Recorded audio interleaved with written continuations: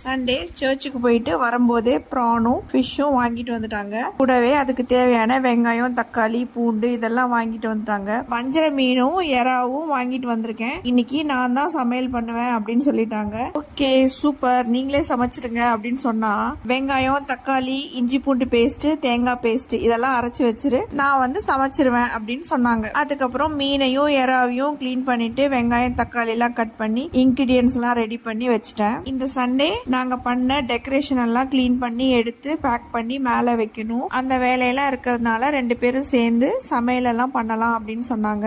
எல்லார் வீட்லயும் ஸ்வீட் பொங்கல் பண்ணிட்டு தான் இந்த குடில் செட்டை எடுத்து வைப்பாங்க.